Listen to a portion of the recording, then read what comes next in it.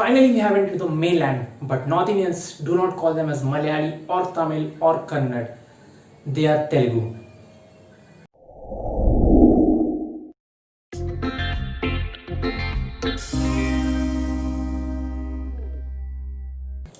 Telugu speaking state, first state to be formed on the language basis, but then divided from a separate Telugu state called Telangana and now plans to have three capitals. That's weird, and that's Andhra Pradesh.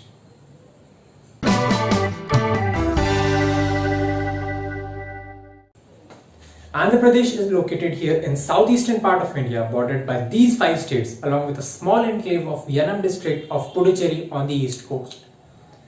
The capital is Hyderabad, at least for now, until the new capital city of Amravati is under construction. However, there is also a proposal by CM of making three capital cities, basically Visakhapatnam, Amravati and Kurnool, like South Africa. Two regions, the coastal Andhra with 9 districts and Rayalaseema with 4 districts.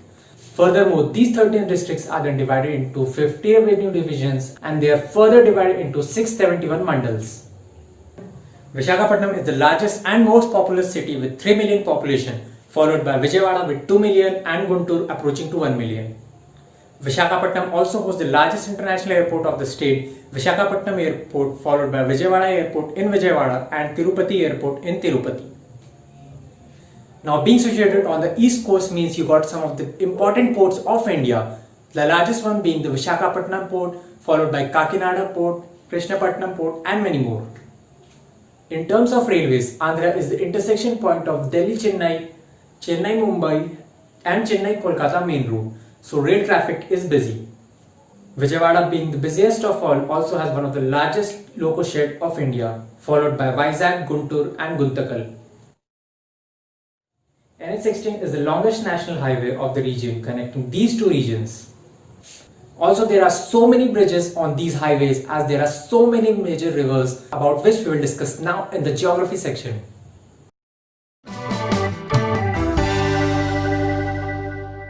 Disclaimer: few disagree with this. Even I can't digest this fact, but this region is known as the Kashmir of South India, as it is the only place in South India to experience snowfall. This is common and it usually happens here. And yes, they even have this largest banyan tree in the world. The state is located in the eastern coast, running along the Bay of Bengal, having the second longest coastline of India with 974 kilometers. The semi-arid forest of the Deccan Plateau covers most of the 4 districts of Rayalaseema. Then there is a chain of discontinued eastern ghats running parallel to the coast. The Nalla Malla forest forms a border between the semi-arid Deccan Plateau and the eastern ghats. And finally, there is a long coastal plain region that is very densely populated and supports the agricultural growth. The tallest peak is here, the Armakoda, at 1690 meters, and the largest lake is Pulicat Lake bordering Tamil Nadu, also the second largest saltwater lake in India. But if you look closer to the border with Tamil Nadu, it's just another Bosnia-Croatia thing like this, sharing even less than 3% with Tamils. Also, the Sriharikota base is nearby.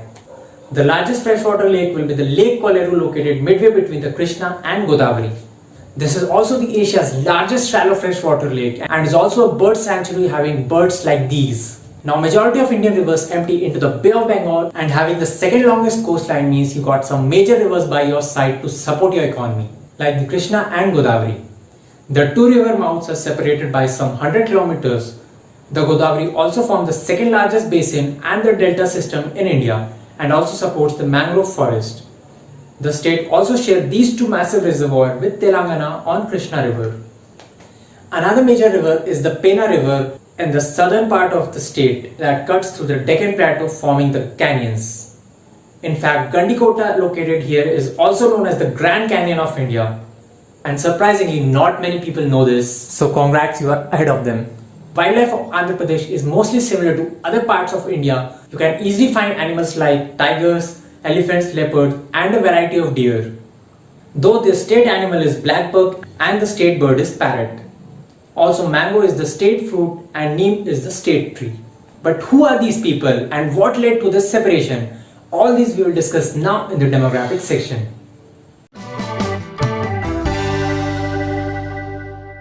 The population of Andhra Pradesh is nearly 54 million and is the 10th most populous state of our country.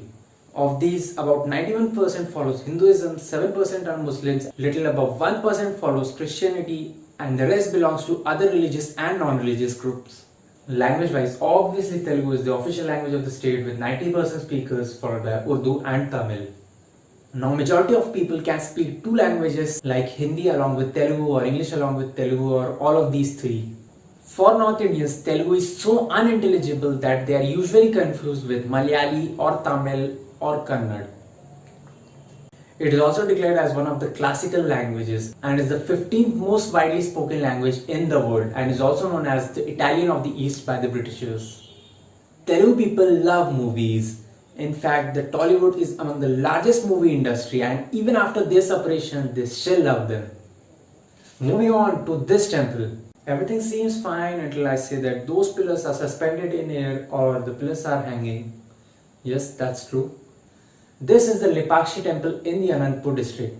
What an amazing engineering marvel it is. Also the second richest temple in the world, Venkateshwara temple or Tirupati Balaji temple otherwise, is here in Tirupati. It is also said that even after trying for 1,000 times, you just can't make the laddus which are prepared here. It's nearly impossible to create them outside this temple. Another legend states that this hill, Simhachalam, is named after God Narsimha, incarnation of Vishnu, who killed Hiranyakashyap here, and then this temple was built here. Do read this story, it just shows how nature can find its way. Like this pandemic one. Some quick facts. Andhra state has given the maximum number of presidents to India. Heard about the poet Tenali Rama? Well, he was from Tenali in Guntur district. Even the designer of Indian national flag is from Vijayawada, and even the first evidence of existence of helium was observed in solar eclipse in Guntur. Now Andhra's economy ranked at number 8 in India, agriculture employing nearly 60% of the population. Andhra is also known as the rice bowl of India and the egg bowl of Asia for, well, you can understand the reasons. Apart from this, many special economic zones exist throughout the state. Majority in the coast like the Visakhapatnam or the Godavari Krishna region or Sri City in Chittoor. Also, Andhra Pradesh is rich in all these resources and in fact 1/3 of India's limestone reserve is in Andhra Pradesh. Culturally speaking, this is the official song of the state and Kuchipudi is the official dance. This dance even holds the Guinness World Record. Andhra Pradesh even have 13 geographical indications. Now what's up with this GI? Basically, it's just a sign that tells the geographical origin. For example, Kondapalli toy sign tells that toys are manufactured in Kondapalli and have all principal qualities of a typical Kondapalli toy.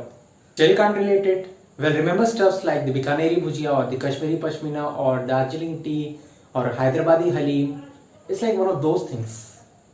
Quick history. Vijayanagar Empire in 13th century, Qutub Shah dynasties, early 19th century became part of Madras Presidency.